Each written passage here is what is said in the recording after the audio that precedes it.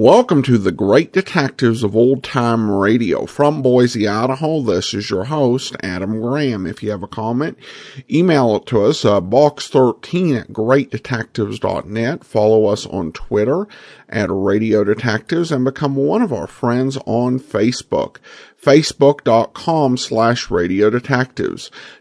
Today's program is brought to you in part by the financial support of our listeners, and I want to thank Gretchen, who became our latest Patreon supporter at the Shamus level of $4 or more per month. You can support the show for as little as $2 per month. Go to patreon.greatdetectives.net. You can also send in a donation via PayPal to support.greatdetectives.net, or you can send a donation with the Zelle app to box13@greatdetectives.net, or mail your donation to Adam Graham, P.O. Box 15913, Boise, Idaho 83715. That's Adam Graham, P.O. Box 15913, Boise, Idaho 83715. Well, now it's time for today's episode of Mr. Keen, Tracer of Lost Persons. The original air date, February the 16th, 1950, and this one is The Case of the Two-Faced Murderer. It's time now for Mr. Keen, Tracer of Lost Persons.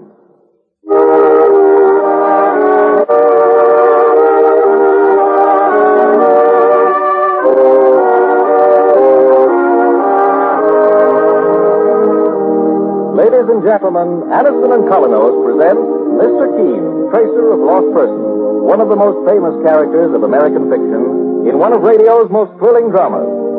Tonight and every Thursday at this same time, the famous old investigator takes from his file and brings to us one of his most celebrated missing persons cases. Tonight's case is entitled The Case of the Two-Faced Murderer.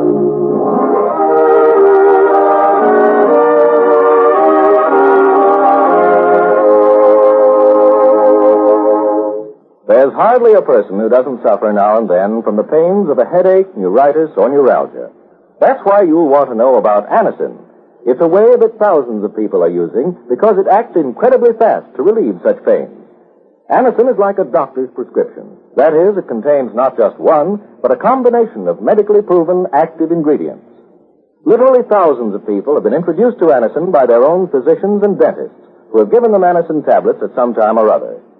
For your own sake, when you want prompt relief from the pain of headaches, neuritis, or neuralgia, try Anacin. You'll be delighted with the relief it brings. For most effective relief, use only as directed.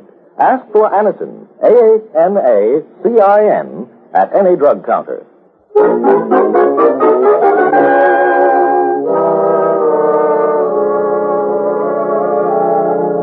Now for Mr. Keen and the case of the two-faced murderer. Our scene opens in a modest suburban cottage. A young man is just crossing towards the door, a stubborn, unhappy expression on his face. Suddenly, a very beautiful young woman emerges from another room and pauses in surprise. Russell, where are you going? I'm going out, Jean. But it's nearly midnight. Never mind. I'll spend the night in a hotel. You're angry about something. Why shouldn't I be? It's bad enough to be out of a job. When someone tells me my wife's been meeting another man behind my back. That isn't true, Russell. Isn't it? No. All right, deny it. But I've got proof. Aren't you going to give me a chance to explain? There's nothing to explain, Jean. What are you looking at? There was someone outside the window. What? A face was staring in the window just now. It looked like Jeffrey Tate. Well, I don't see anyone. You've got Jeffrey Tate on your mind so much you even believe you're seeing his face wherever you go. Russell, please. I'll call you in the morning, Jean. Russell! Tate. That's all I've been hearing. Jeffrey Tate. Well, she can have him. Jean thinks that... Who's there? Who's hiding behind him? Oh. Are you crazy? Put that gun down. No. No. Don't shoot. Don't.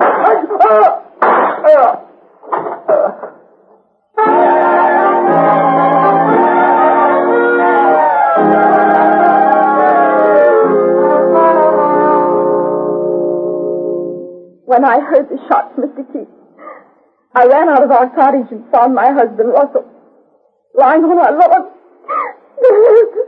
You say you'd seen a man named Jeffrey Tate peering into your window, Mrs. Owens, just before the murder? Yes, Mr. Keene. But the police haven't picked this Tate feller up yet, boss. My partner, Mike Clancy, read the details of your husband's murder in the morning paper, Mrs. Owens. But I haven't had a chance to go over them myself. I told the police that I saw Jeffrey Tate outside our window, Mr. Keene. And they're searching for him. But he left his home last night and they haven't been able to locate him. I see. Jeffrey must have gone out of his mind to do a thing like that. To murder my husband. And he may strike at me. I suppose if he did it, it wouldn't matter very much. Now that Russell's dead, life doesn't seem worthwhile anymore. Living must carry on for the dead, Mrs. Owens, in spite of their unhappiness. Well, at least I'll see that Jeffrey Tate gets what he deserves. That's my one ambition now, Mr. Keene. Putting Russell's killer behind prison bars. And I know that you're the man who can do it. Jeffrey Tate is missing, and you're known as one of the greatest authorities on missing people in the country. And that's why I'm here, sir. To ask for your help. Is that the only reason, Mrs. Owens? What do you mean, Mr. Keene?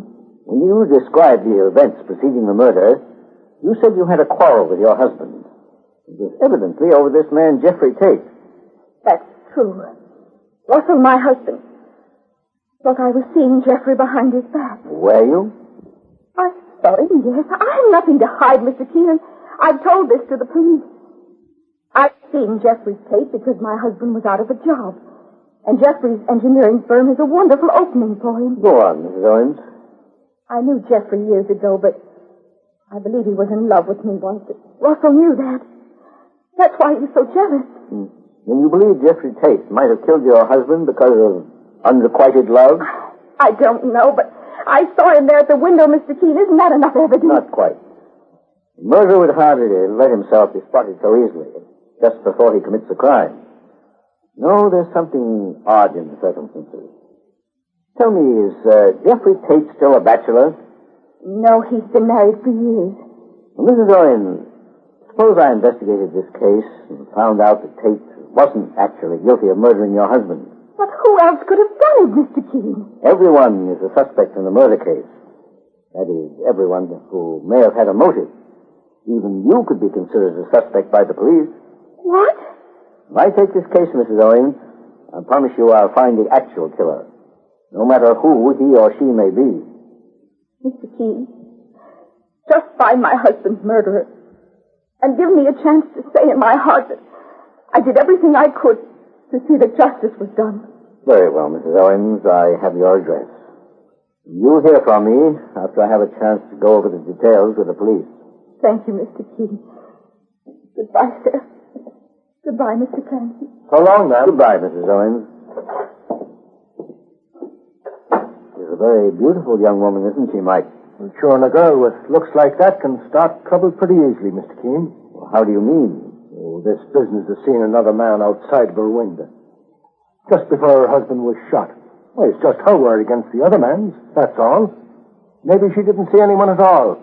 Just followed her husband out the door with a gun in her hand. And the motive for killing her husband? Well, maybe we'll find that out when we find out if her husband left any money. Well, Mike, in my opinion... Oh, I'll get it, boss. Mr. Keene's office. Is this Mr. Keene speaking? Oh, this is his partner, Mike Clancy. May I talk to Mr. Keene, please? Well, who's calling, mister? Tell him it's Jeffrey Tate. Hold on a second. Mr. Keene, it's Jeffrey Tate. It's the fellow the police are looking for the Russell Owens murder. Well, let me have the phone, Mike. Hello? Mr. Keene? Yes. This is Jeffrey Tate speaking. I've just returned to my home, and my wife has informed me that I'm wanted for murder. I'm sure the police want to question you, Mr. Tate. Mr. Keene, I didn't kill Russell Owens, and I'm not afraid to give myself up. Before I do, however, I'd like to talk to you and ask your help. Are you at home now? Yes, I'm here with my wife. My address is 11 North Adams Street. My partner and I will drive up immediately. Please don't inform the police until I've had a chance to talk to you, Mr. Keene. That's all I ask. Very well, Mr. Tate. Since you're doing this voluntarily, I'll keep it confidential for a little while longer. I'll be waiting for you. Goodbye. Goodbye.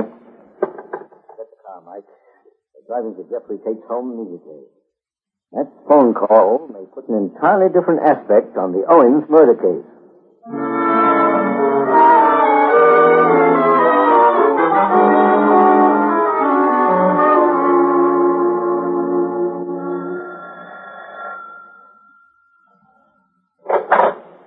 Yes? My name is Keene. This is my partner, Mike Clancy. I'm here in answer to Mr. Tate's phone call. My husband isn't here, Mr. Keene. You're Mrs. Tate? Yes. But he just phoned our office, ma'am, and said he wanted to give himself up. I know that, Mr. Clancy. However, I persuaded him to go away. May we come in, Mrs. Tate? If you wish. However, you won't find Jeffrey here.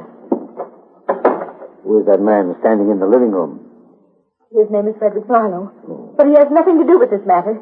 He and my husband are old friends. You say Mr. Tate went away? He was crazy to phone you, Mr. Keene. He wouldn't have a chance if he gave himself up.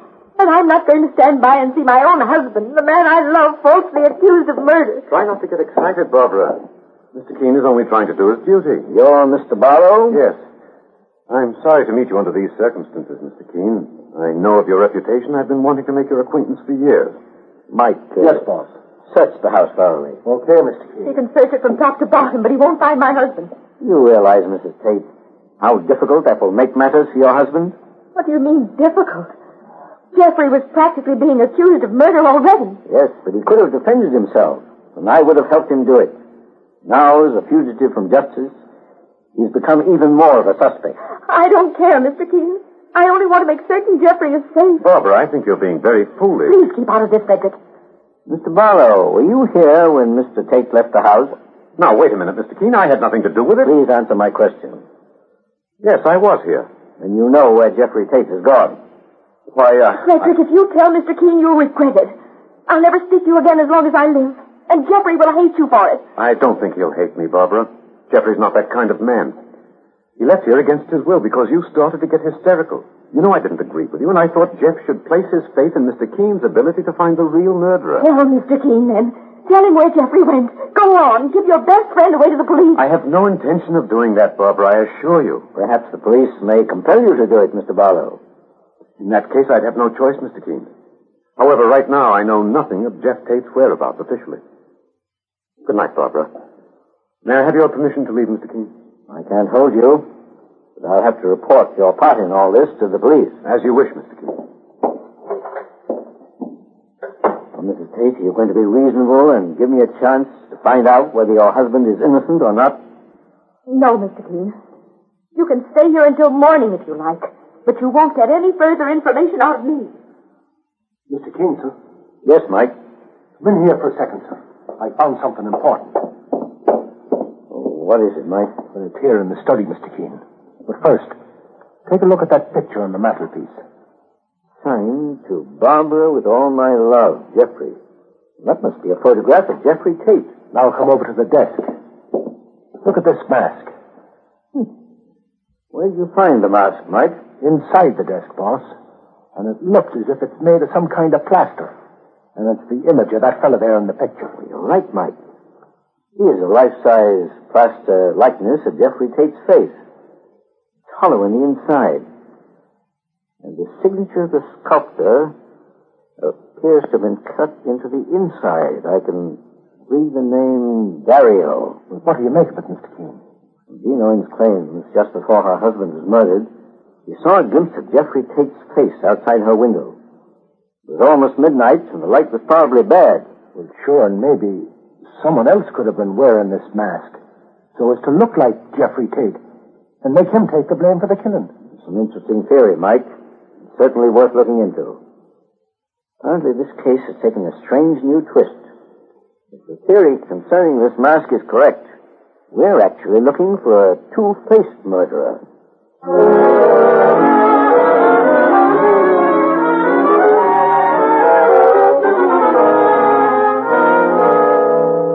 In just a moment, we'll return to Mr. Keene and the case of the two-faced murderer. Meanwhile, stop tooth decay and unpleasing breath. Yes, stop tooth decay and unpleasing breath that breeds between the teeth. Use Colonos toothpaste with dental floss action. Your dentist will tell you, brush your teeth after meals to stop decay. Clean those cracks and crevices deep between your teeth to guard against unpleasing breath. Now, Colonos gives you dental floss action. That is, sends thousands of active, cleansing bubbles to help dislodge bits of food that can cause unpleasing breath. What's more, foamy, refreshing Colonos brightens teeth by removing ordinary yellow surface stains. Helps stop tooth decay. Get Colonos toothpaste with dental floss action today.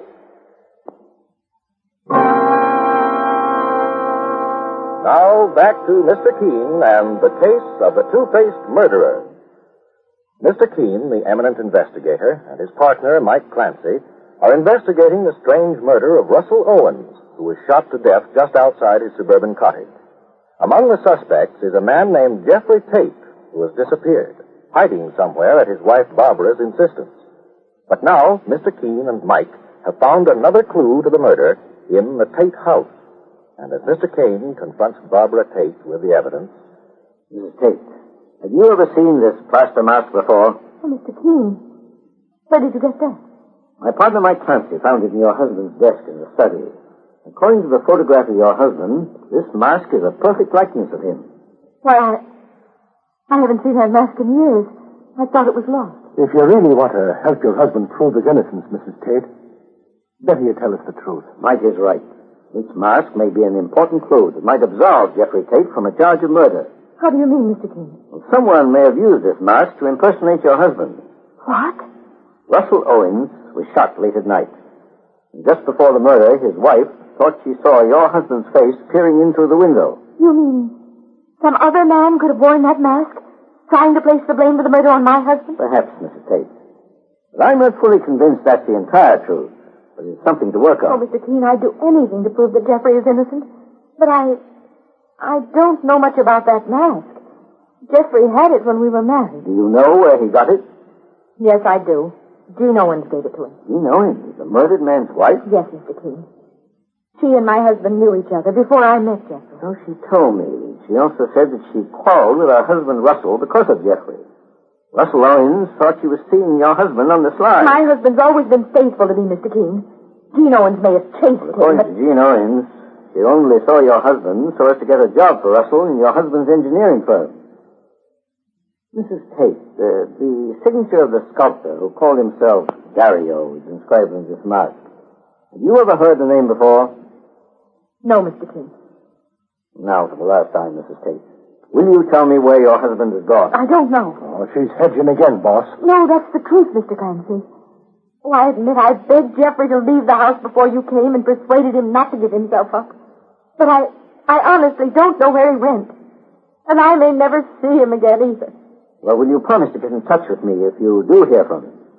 You really meant it, Mr. Keene, when you said you'd help him? Yes. If I'm convinced he's innocent of murdering Russell Owens. Very well. I'll do as you ask. All right, Mike, let's get started. Where to, boss? We're going over to the Owens cottage, the scene of the murder. And ask Jean Owens where she obtained this mask before she gave it to Jeffrey Tate.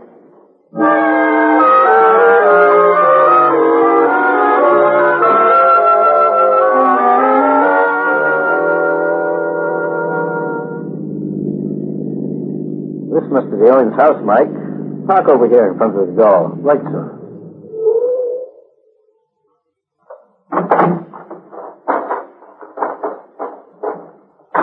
Mr. Keene, there's another car parked in the driveway. Yes, so I noticed, Mike.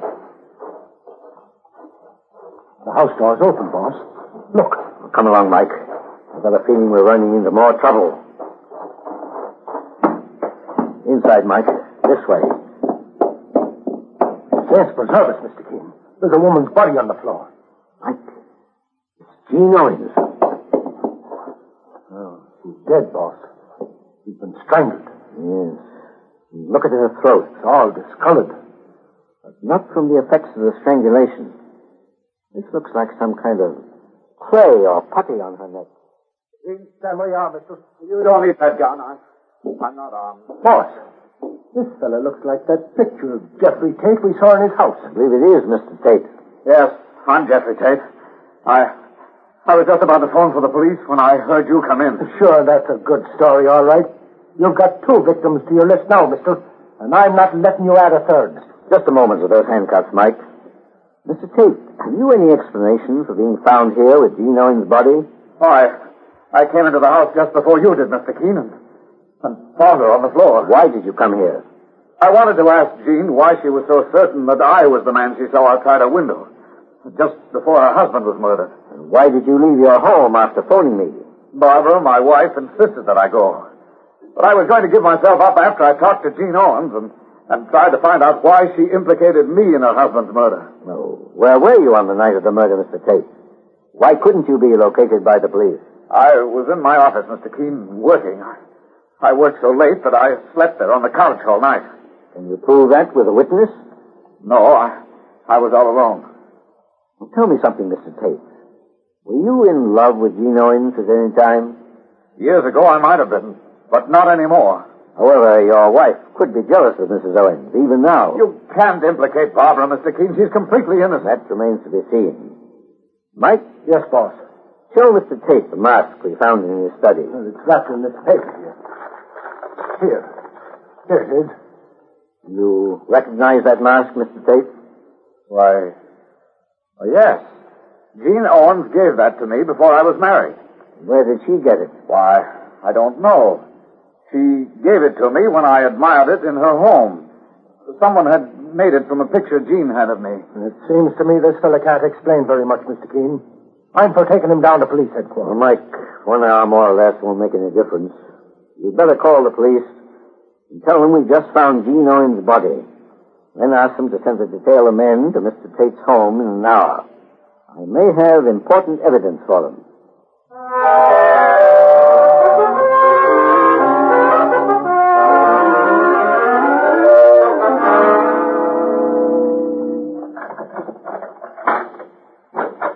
Go right in, Mr. Keene and Mr. Clancy. Thank you. If your wife is here, Mr. Tate, I'd like to talk to her. Oh, my wife must be upstairs. I'd better... Boss, it's that fella Frederick Barlow. So I see, Mike. Jeffrey. Hello, Frederick. Mr. Keene, I see you've managed to locate Jeffrey Tate without anyone else's help. Yes. Right now, he's under suspicion for 2 murders, Mr. Barlow. 2 murders? Jean Owens was strangled to death. No, I didn't kill her, Fred. I swear I didn't. I must see my wife. I must speak to her, Mr. Keene. Your wife's upstairs. Mr. Keene, do you want me to call her? Please do, Mr. Barlow. Just a moment. Mr. Keene, it doesn't look as if there's a chance for me to prove my innocence. The evidence against you is very strong, Mr. Tate. I can't understand it. It's like some kind of an insane dream. Mike, give me the mask you wrapped in that paper, please. Here you are, boss. Mr. Keene, I just thought of something. What is it, Mr. Tate? Suppose someone used that mask to impersonate me. Sure, the boss thought of that long ago. There's only one thing wrong with that theory, Mr. Tate. How did the killer get hold of the mask and then return it to your home? I don't know. Unless your wife was implicated in the crime. She's the only one who could have used this mask. Then why not arrest me, Mr. Keene, and set my husband free? Barbara. Jeffrey, darling, Tate, are you confessing to these murders? I'm showing you that all the evidence isn't against my husband, Mr. Keene. Barbara, keep out of this, please. Mrs. Tate, where's Mr. Barlow? I saw him a moment ago when he called me. He came down the stairs. He must have gone into the study. Mike, stay here with Mr. and Mrs. Tate for a moment. Okay, Mr. Keene. Mr. Barlow? Oh, Mr. Keene. Were you looking for something here in Jeffrey Tate's study? Just, a match. Well, there's a lighter on top of the desk. Why bother to look inside the drawers? Oh, I didn't see it. Well, I'm ready to take Mr. and Mrs. Tate to police headquarters. Mrs. Tate, too? Yes, they're both implicated in these murders, I'm afraid. Well, in that case, Mr. Keene, they should have the services of a competent attorney. Yes, that's their privilege. As a friend of the family, I'm going to see to it that they get one. Dario. What is it, Mr. Oh, so you answer to the name of Dario, do you? I didn't quite hear what you said. Perhaps this mask is your handiwork. By any chance, were you looking for it in that desk when you said you were looking for a match? I never saw that mask before, Mr. Keene. No? May I look at your hands for a moment, Mr. Barlow? What for? Just curiosity. My hands are... very artistic hands, like a sculptor or a painter might have. And I'd say you were a sculptor, Mr. Barlow. Would you? Particularly since there seems to be clay underneath your fingernails and clay-colored powder on your fingers. What are you driving at, Keene? You murdered Jean Owens, Barlow. You're crazy. You can't deny it. The evidence is there on your fingers. The police will match the clay under your fingernails with the clay marks you left on Mrs. Owens' throat. That's very interesting. And if you murdered Jean Owens, you also murdered her husband. How? I suppose I put this mask over my face and impersonated Jeffrey Tate, eh? No, if you'd used this mask, you would have destroyed it. As a matter of fact, I believe you murdered Jean Owens because of this mask. You were the man who gave it to her years ago. And you knew she would identify you as the sculptor, something you wanted to avoid. So you went to her home, made her tell you what she did with the mask, then killed her to keep her quiet. That's a clever deduction, Mr. Keene. You came back here after Jean Owens told you she'd given the mask to Jeffrey Tate. You hoped you'd be able to find it before the police did. And why would I be so anxious to get hold of this mask, Keene? Well, this is only a theory, but I think it can be proven. A tourist sculptor can change a face and features with the aid of clay and paint. And if you could make a mask that resembled Jeffrey Tate so closely, you could also change your own features to resemble his. And that's what you did. Don't move or I'll kill you, Keene. Well, that gun won't help you, Barlow. When the police search your apartment, I'm sure they'll find evidence that you are or once were a sculptor. You're right. I was a sculptor, and a great one, too.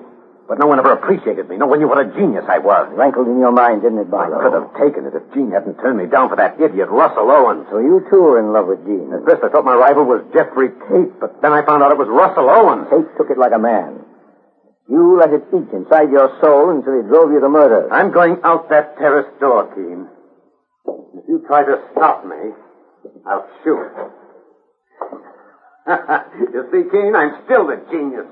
Even you can't put your hands on me now. No, but I can. Why, you...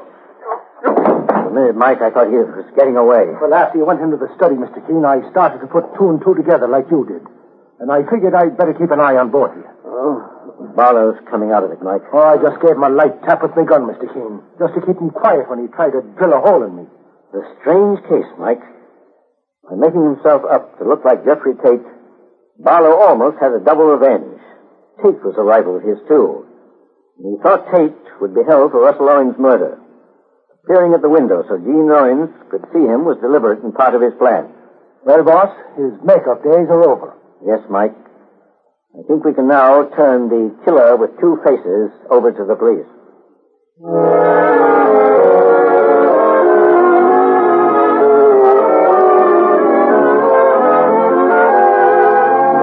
And so Mr. Keene finds the solution to the case of the two-faced murderer.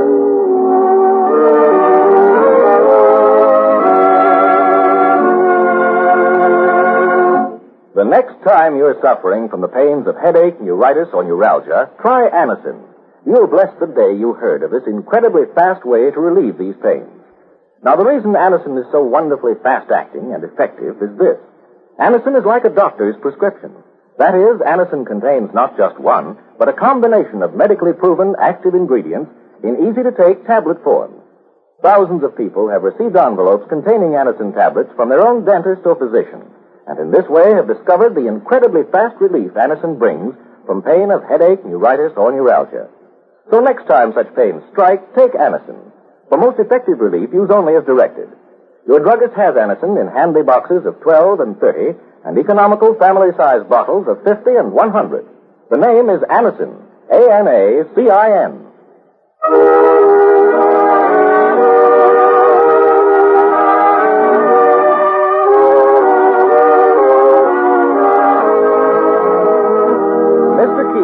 Tracer of Lost Persons is based on the novel Mr. Keene. The radio sequel is originated and produced by Frank and Ann Hummert. Dialogue by Lawrence Cleave. Bennett Kilpack plays Mr. Keene. It is on the air every Thursday at this time. All characters are completely fictional and bear no relation to any person living or dead. Don't miss Mr. Keene next Thursday when the kindly old tracer turns to the Tea Leaf murder case.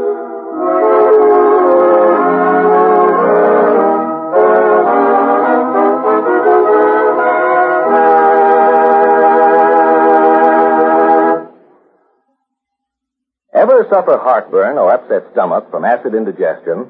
Safe new Bisodol mints, medically proven, quickly rid stomach of that blown-up feeling. Give longer-lasting relief than baking soda. Yes, hours of relief. Bisodol mints not only neutralize, but actually carry away excess stomach acid. Soothe irritated stomach lining. Let you sleep all night long when acid indigestion strikes. Carry new Bisodol mints for fast relief anywhere, anytime. Mr.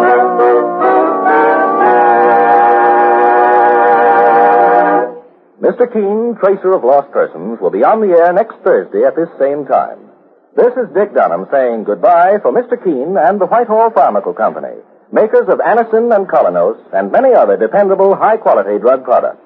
This is CBS, the Columbia Broadcasting System. Welcome back. So if I'm understanding correctly, the motive for murder wasn't that he was spurned. You're listening to the Great Detectives of Old Time Radio. She spurned him in favor of, and that he just did not think a whole lot of the man she ended up choosing. As a murder motive, I think that only works in the world of soap operas and related programs.